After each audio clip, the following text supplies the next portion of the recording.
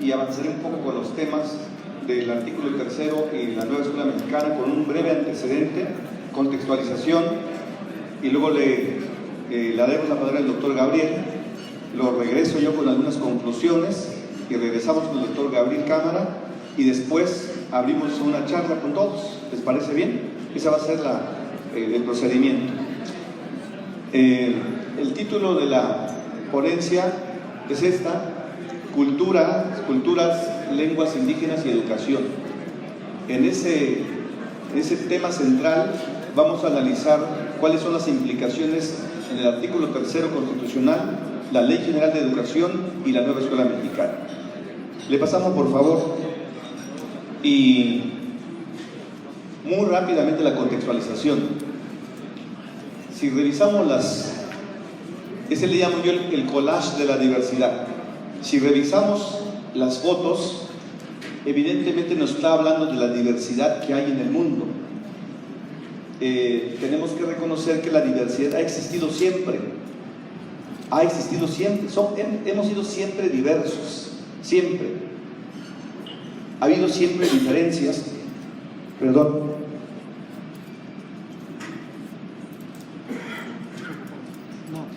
Es más, donde hay dos, y hay diferencias, ¿sí o no? Imagínense entonces con 5 o 10 pueblos, sociedad. Es decir, somos diferentes. Desde el inicio mismo de la humanidad hay diversidad, hay diferencia. Entonces, pero hay una enorme diversidad cultural y lingüística en el mundo. Hay diversas lenguas, diversas culturas. No voy a abordar ese tema ya, pero hay cerca de 7,000 lenguas en el mundo. Ahora, lo único que quiero mostrar con esto es que la diversidad ha existido, existe diversidad, y en la era de la posmodernidad la diversidad va a ser mucho más fuerte por los flujos migratorios. Vamos a ser cada vez más multiculturales en el sentido de la presencia de diversas culturas en un escenario contextual. Cuando decimos multiculturalidad, conceptualmente no necesariamente estamos hablando de interculturalidad, sino la multicultura solamente es el reconocimiento de que hay diversidad, pero no aborda la parte teleológica, no aborda la parte epistémica, ni aborda la parte ética de relacionalidad del uno con el otro. Tal vez acaso por eso es que seguimos hablando de que hay discriminación, racismo, porque solamente se reconoce que somos diferentes y punto, pero no se habla de la importancia de reconocer nuestras diferencias. Por eso es importante hablar de la interculturalidad. Y decimos que la diversidad es parte de nosotros mismos. Nosotros mismos somos, Edgar Morin habla de la poliidentidad. Nosotros mismos tenemos múltiples identidades, cada uno de nosotros. En este momento mismo, estamos acá y entramos, ay, profesor, profesora, señor supervisor, señor director. Pero al momento que llegues a casa, tu familia no va a decir, bienvenido director, pásale. ¿Cómo te va a decir? Bienvenido mi amor, o dependiendo, ¿no? Eres hijo, papá.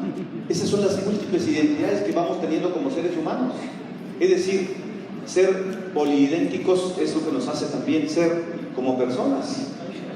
Pero lo importante de todo esto es que, vámonos metiendo con la educación, es que no perdamos nuestra identidad primigenia.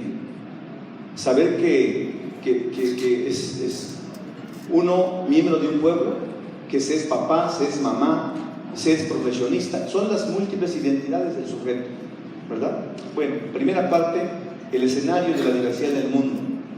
Pasemos por favor. ¿Y cómo ve nuestro México? Yo estoy enamorado de México. México es maravilloso, con su diversidad cultural, lingüística, de norte a sur. Aunque se dice, hay que reconocer, la mayor diversidad cultural y lingüística del país se concentra en el sur, en un 60%, en un 25% más o menos en el centro y en el resto en el norte del país. Digamos lo tradicional. Se concentra más en la parte sur, la diversidad cultural y lingüística. Sin embargo, repito, el fenómeno de la migración ha hecho que Monterrey tenga una gran población indígena, Guadalajara, Tijuana, Baja California. Los centros agrícolas están llamando justamente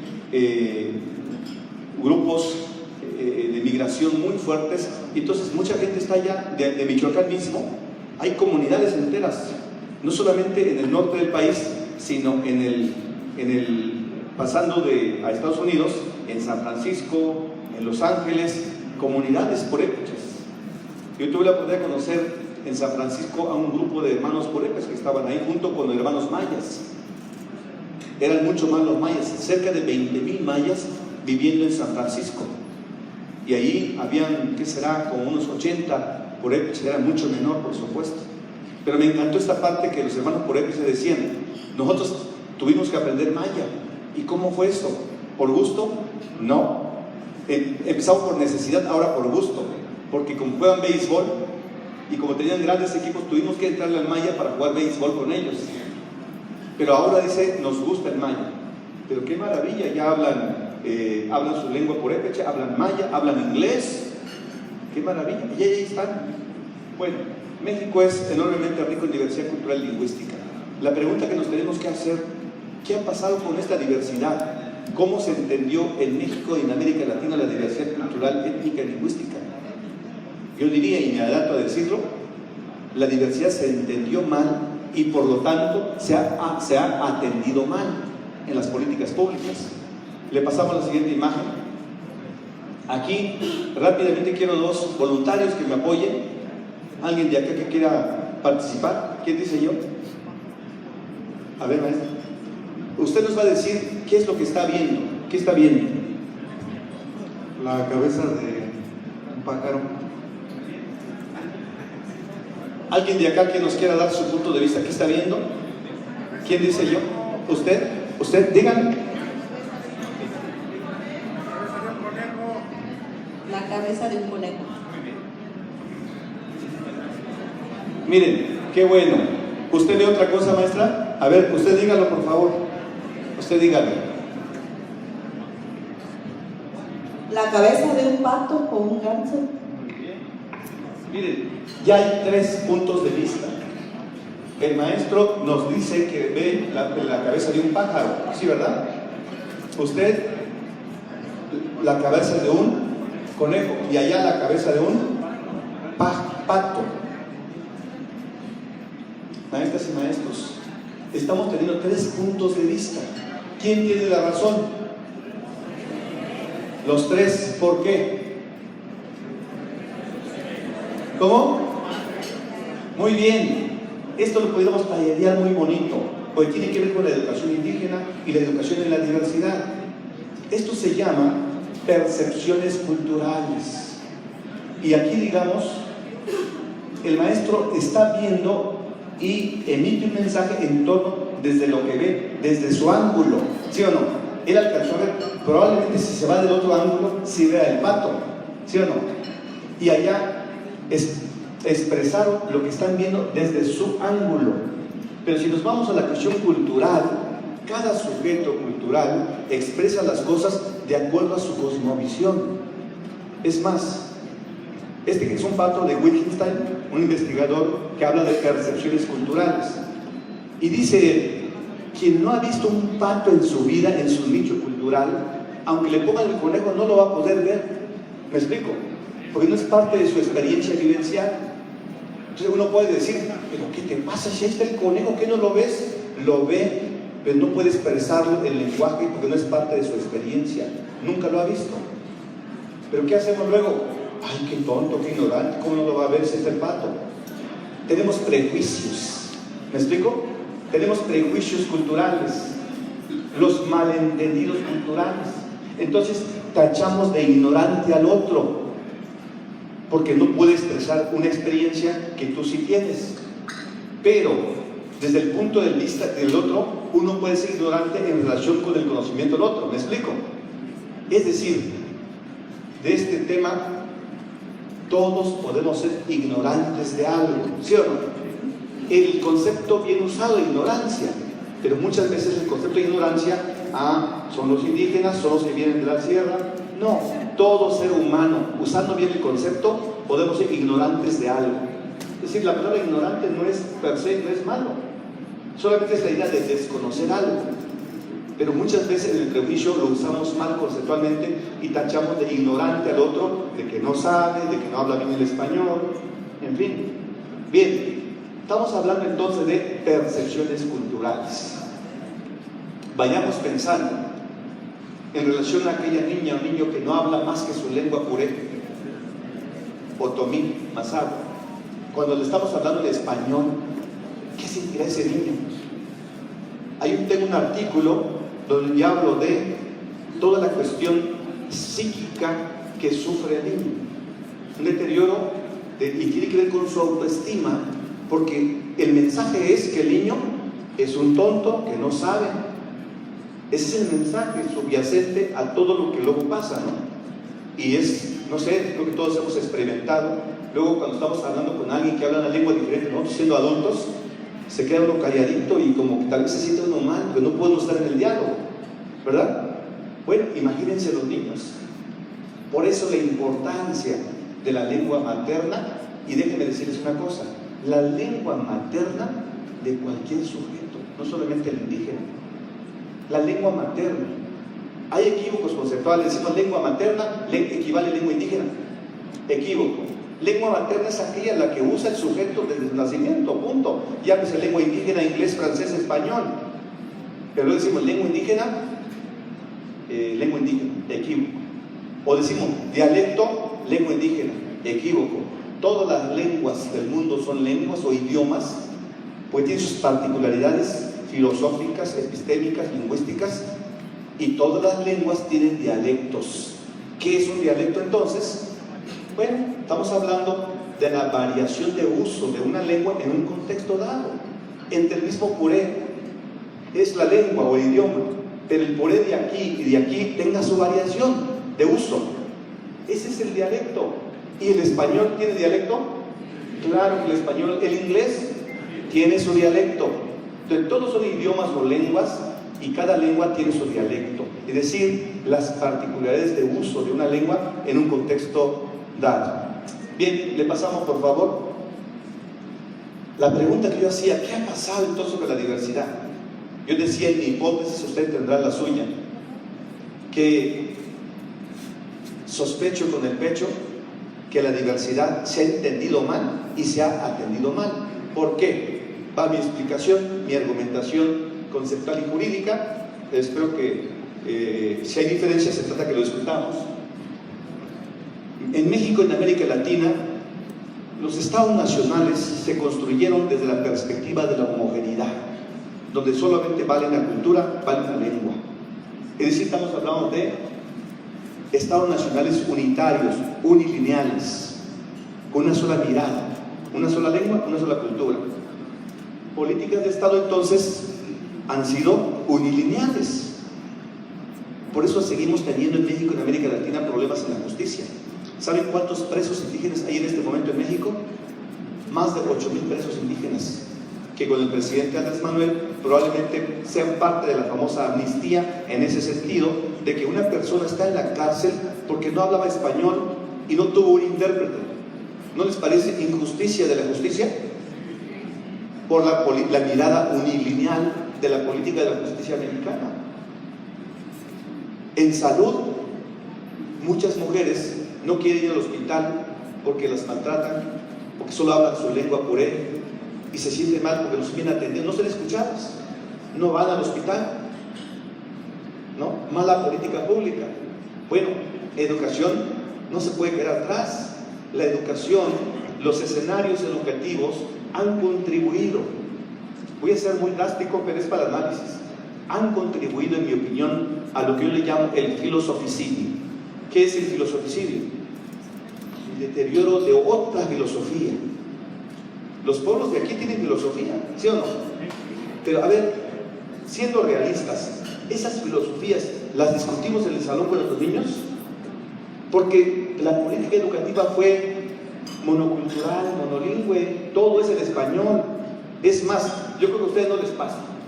A ustedes no les pasa en Michoacán, los veo potentes, vitalidad lingüística, pero en Chiapas se nos facilita más explicar las cosas en español que en nuestra propia lengua. No sé, ustedes creo que no les pasa eso, ¿eh? Aquí no pasa en Michoacán, yo creo. decimos mejor las cosas en español. A ver, pero el análisis que quiero hacer con ustedes es, no es que el maestro sea per se el responsable, hay una política de Estado que así nos trajo. ¿Me explico? Todos caímos en eso. Maestros indígenas y no indígenas fuimos formados en la política de la unicidad. Por eso es que todavía hay discriminación, racismo, porque así fuimos formados, indígenas y no indígenas. El paradigma de la asimilación, la integración, la homogeneidad cultural y lingüística, ¿a dónde nos ha llevado esto? Nos ha llevado a la supresión de la diversidad, a la desaparición paulatina de la diversidad. ¿Cuántos jóvenes hoy hay que ya les avergüenza hablar su lengua, en lugar que se sientan orgullosos? Esto implica entonces una tarea desde el ámbito escolar, cómo lograr no solo empatía, cómo lograr el gusto, el amor por la propia cultura de la lengua.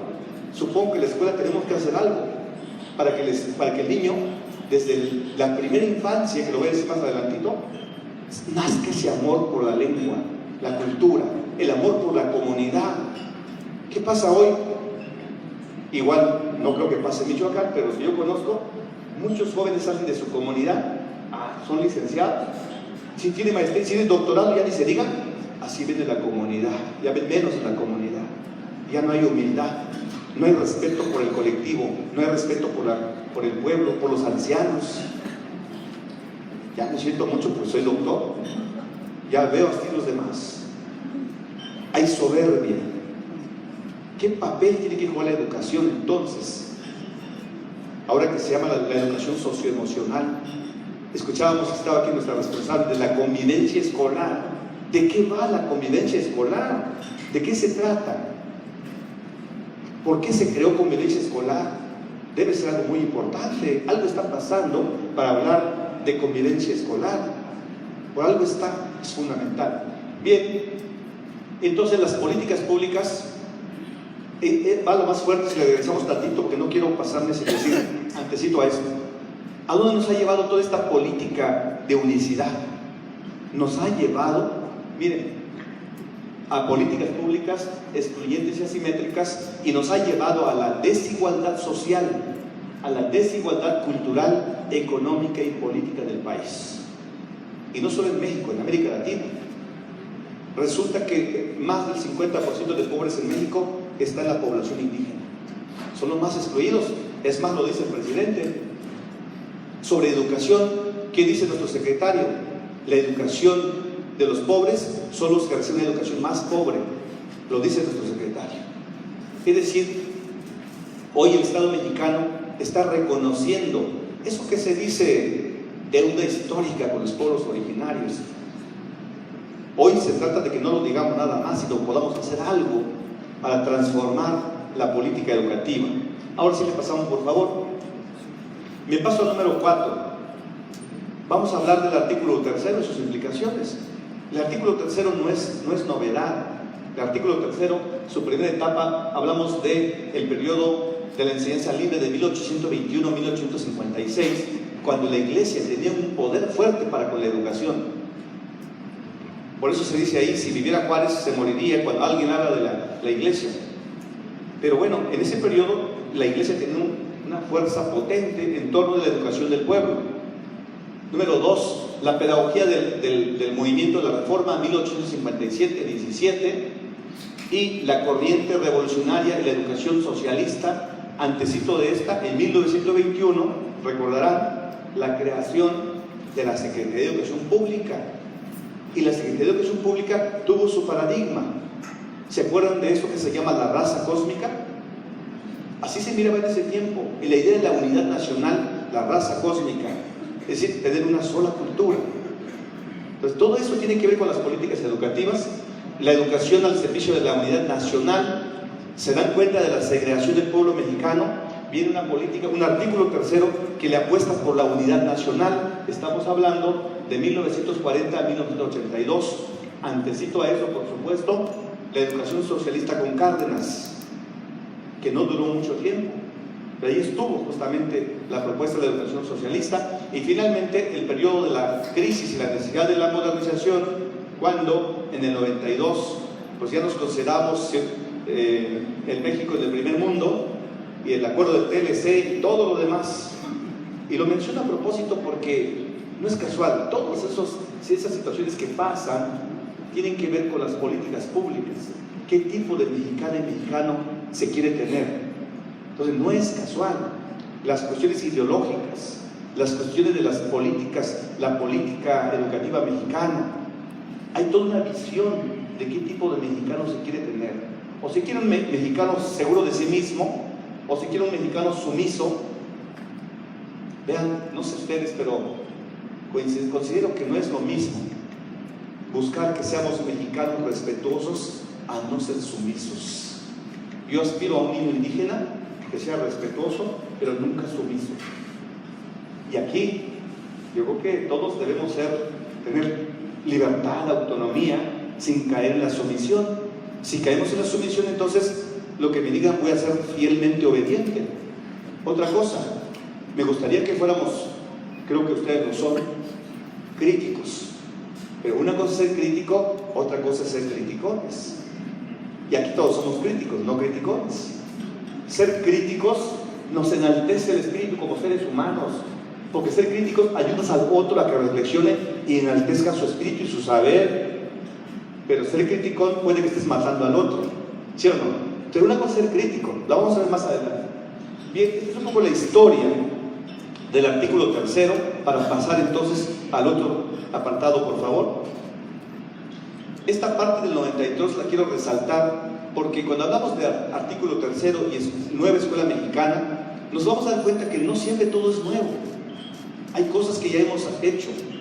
De hecho, ahorita que mi equipo de la DGI está saliendo a escuelas, llegan a darnos informe y la verdad que me conmueve mucho porque luego criticamos mucho al maestro que está frente al grupo, satanizamos el trabajo y cuando el informe que me dan, oigan, los maestros están haciendo un gran trabajo, un gran esfuerzo.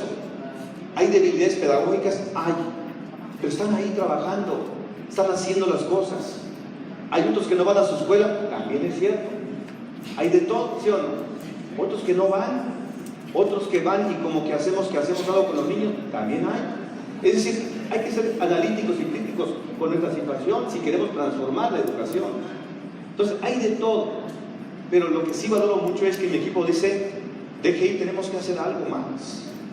Por eso decía que estoy muy preocupado. Porque resulta que la reprobación, la deserción y los bajos índices de aprendizaje están en educación indígena. Lo que yo quiero aquí resaltar es que no es porque seamos de educación indígena. Hay un sistema que abandonó la educación indígena. La formación docente, por eso me da mucha alegría el Congreso Pedagógico, porque vamos a tratar asuntos de cómo se trata la cultura y la lengua en la educación. Rápidamente contarles una historia. Yo soy un niño albergue, no soy un niño cis. Yo crecí ahí nací, por eso valoro mucho los centros de integración social. Pero yo reprobé el primer grado. Quiero comentarles que yo empecé a hablar español hasta como los 7 años, le contaba el doctor Cámara. Yo no hablaba nada de español como muchos de aquí, yo creo. Solo hablaba mi lengua maya tzeltal. Solo hablaba eso y no hablaba nada de español. Entonces, pero soy hijo de profesor. Reprobé el primer año. Va un día el padre de familia a hablar con mi papá y dice, oiga, maestro, ¿qué hago? Es que llevaba 4 años reprobando el primer año mi compañerito. Y dice mi papá, ¿no? Le dice al señor, no se preocupe, también mi hijo ha reprobado. Y dice el señor, pero su hijo solamente reprueba 1 año, mi hijo lleva 4 años. Es decir, el análisis es que, como yo era hijo de profesor, medio algo sé, solo repruebo 1 año. Pero el hijo del campesino puede estar 4 o 5 años, porque no habla nada de español. Entonces el campesino entendía que yo me entendía español, por eso solo reprobé 1 año. Es decir, al no ser hijo de profesor, pude haberme quedado 3 o 4 años. Tenemos que hablar entonces también de la desigualdad, las asimetrías escolares, todo lo que vivimos. Lo que efectivamente no sabía el señor es que yo no hablaba el español. Entonces yo también reprobé el primer grado, porque mi profesor nos hablaba todo en español. Y a propósito de la R, mi profesor era maestro indígena tzeltal, igual que los niños. Pero como lo formaron para la castellanización, nos decía el maestro, es que me avergüenzo de ustedes que no puedan pronunciar la R ¿cómo es posible que no la pronuncie bien? Pues claro que no, porque la R no es parte de los fonemas de mi lengua, ni lo tengo registrado en mi aparato fonador. Al igual que los que solo hablan español, la glotal, que tiene un sonido de... Quien no habla la lengua maya no lo va a poder pronunciar tan fácilmente. Intente pronunciar en. El sonido sale desde la glotis. En. Yo hasta lo digo, hasta lo saboreo, porque lo dije desde niño. Es que eso se adquiere desde la primera infancia. Entonces ya no se me dificulta. Pero quien no habla maya, en lugar de decir en, ¿saben cuál es mi hipótesis? Que va a decir kin. ¿Y saben? Cambio de significado, como pasa en español. Quítale el acento a una palabra y cambia de significado en español. Ahora, en lengua indígena, en significa fiesta. Y si me dicen kin, me están diciendo ve al baño y resulta que todavía no quiero ir al baño. Cambia de significado. Vean entonces cómo esas particularidades de la lengua juegan un papel importante en la significación de las cosas. Pero en español pasa lo mismo. Repito, quítale el acento a una palabra y cambia de significado. No, presentó, cambia, ¿verdad? Presento o presentó, un ejemplo muy sencillo, pero cambia el significado de las cosas. Entonces, este maestro que nos decía, y nos hincaba, por supuesto, yo viví todavía ese proceso.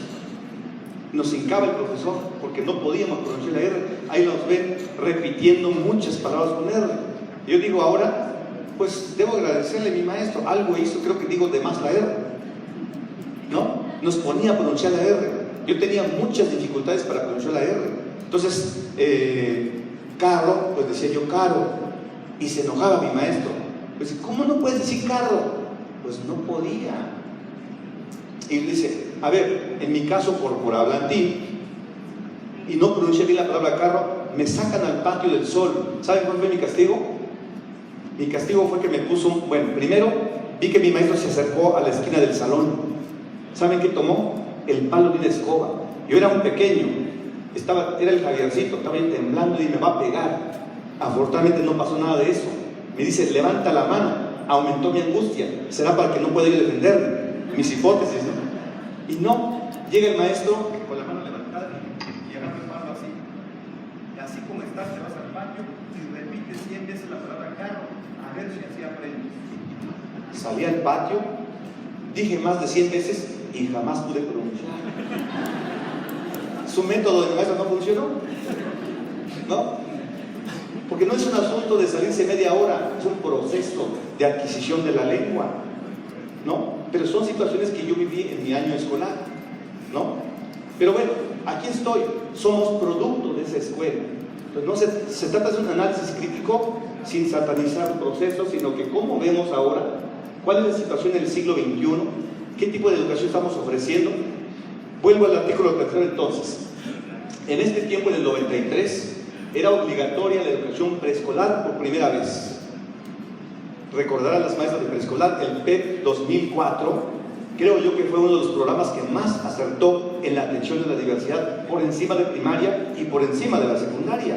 La primaria se quedó como sándwich, avanzamos con preescolar el PEP 2004 y primaria se quedó y avanzamos con secundaria un poco, pero no se aterrizó. Ahora estamos en otros procesos, se empieza a hablar de las competencias, que los aprendizajes esperados, los portafolios, las evidencias. Pobre maestro, está más preocupado por sus evidencias que realmente enseñar bien. A ver qué sube en la plataforma. ¿Sabe qué es lo peor? Que eso que subía en la plataforma tal vez nadie lo leía. Es terrible, realmente. Por eso el secretario hoy habla de bajar la carga administrativa. Realmente es útil lo que el maestro, o nomás lo estamos poniendo a subir cargas administrativas. Es terrible. Entonces tenemos que apoyar al maestro. Entonces era obligatoria el preescolar por primera vez. Los particulares se les da mucha anuencia con el artículo 3 del 93, y por eso que abundaron universidades privadas. Pero no hubo tanto cuidado en relación a las escuelas privadas. Hacían pues lo que pudieran hacer o lo que quisieran hacer. Otra cosa importante, en el 93, y lo digo porque lo vamos a retomar más adelante, en el 93 se le da responsabilidad a los padres de familia. Y eso se retoma hoy, para que vean entonces, la llamada escuela nueva tiene que tener otros componentes. Hay cosas que traemos ahí. Es que no tenemos que descubrir el hilo negro. Hay cosas que hemos hecho y cómo podemos mejorar. Le pasamos, por favor.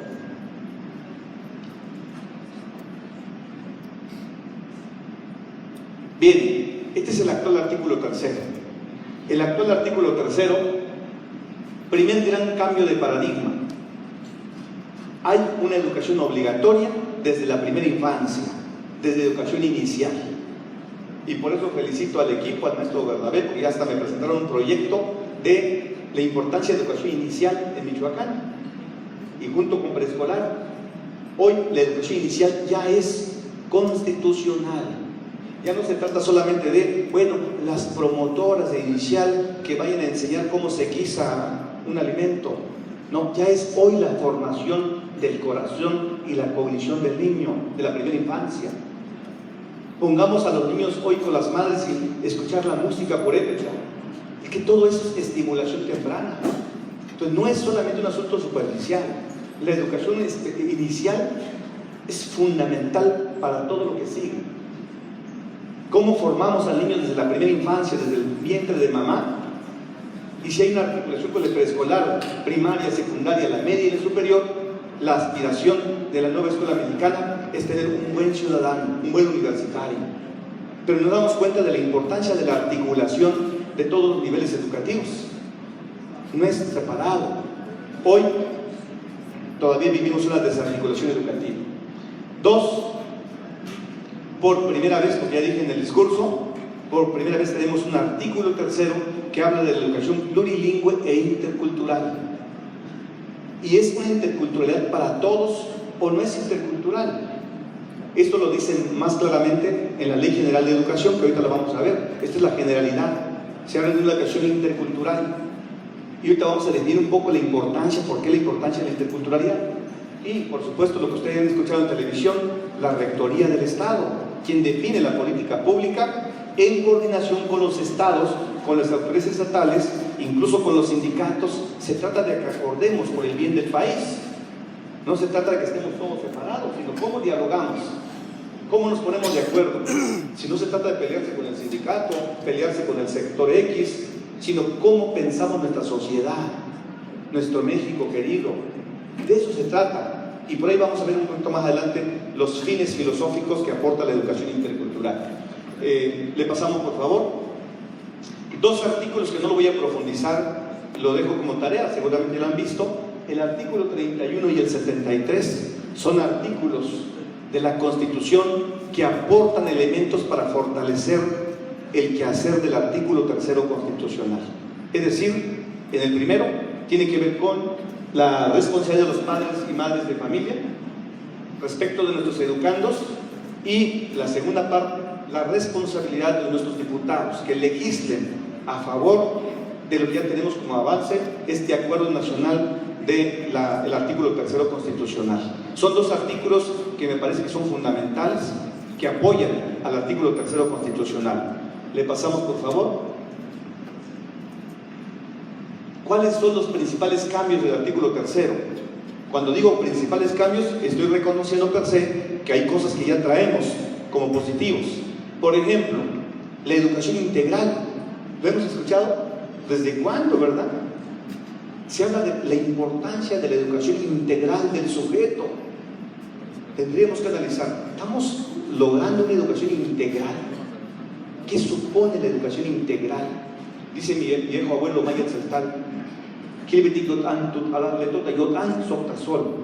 tenemos que cuidar que el niño crezca con el corazón y crezca con su pensar. Por eso la importancia hoy del aspecto socioemocional. No se trata solamente de que el sujeto crezca cognitivamente, porque puede saber mucho y puede ser un sujeto irrespetuoso, malcriado. Aspiramos hoy a un joven, a un adolescente que sepa mucho, pero que sea buena persona, que tome en cuenta la dignidad de los otros, que entienda que los otros son iguales seres humanos. Probablemente si logramos eso, probablemente no tengamos bullying en las escuelas, porque el bullying viene de ahí, creer que alguien sabe más y se burla del otro, ¿sí o no? tratamos mal al otro. Y vean que no estoy hablando de lo indígena. En cualquier tipo de situación, niño hace bullying al otro. Y entre adultos, yo espero que aquí no haya, ¿verdad? En las universidades, cuando un joven es crítico y habla, toma la palabra, ¿qué dice ese compañero? Ya que se calle ese, ¿qué va a decir de nuevo? Pues él tiene derecho a hablar. Podemos no estar de acuerdo, pero el otro tiene derecho a hablar. ¿Qué decía Voltaire? Voltaire decía: puedo no estar de acuerdo contigo, pero defenderé a muerte tu derecho a hablar. Así lo decía Voltaire. Voltaire así lo comentaba. Ahora, vamos un poco a la filosofía francesa. Jean-François Lyotard, me encanta esta parte porque tiene que ver ya con la interculturalidad. Jean-François Lyotard decía: la validez de tus argumentos no desvalida mis argumentos. ¿Qué les parece? Es filosofía francesa, a mí me encanta.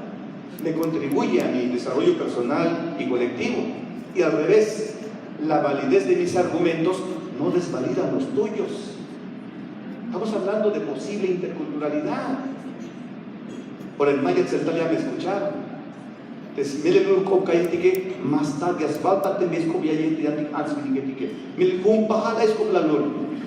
La verdad de tu palabra y pensamiento no desvalida mi palabra y pensamiento. Antes bien, que nuestros corazones dialoguen. Eso es filosofía maya. ¿Cómo ven? Filosofía francesa, maya, ahí se van, ¿no? Yo diría, no hay ni uno más ni menos. Son aportes a la humanidad. A propósito de valores, entonces, ¿qué dice el señor presidente? Los mayores repositorios de valores se encuentran todavía en algunos pueblos indígenas, porque el individualismo ya nos llegó a las comunidades. Ya no hay perspectiva colectiva, ya no hay eso que se llama el cuidado ético colectivo, el cuidado por el otro, preocuparme por el otro. ¿Y a cada quien? En mi comunidad, cuando se casaba un joven, toda la comunidad, unos iban por el mecate, otros iban por el puntal, otros por las pajas. Y decíamos allá, hay que ir a pararle la casa al nuevo casado. Hoy te casaste, ahí te ves, ¿para qué te casas? ¿No? El individualismo total. ¿Cuál perspectiva colectiva? El famoso código de conducta del cuidado ético colectivo se está esfumando. Y voy a decir algo más drástico. Edgar Morin, que es a quien sigo, uno de mis autores que sigo, él observa una sociedad deshumanizada. Morin observa que estamos dejando de ser Homo sapiens para ser Homo faber.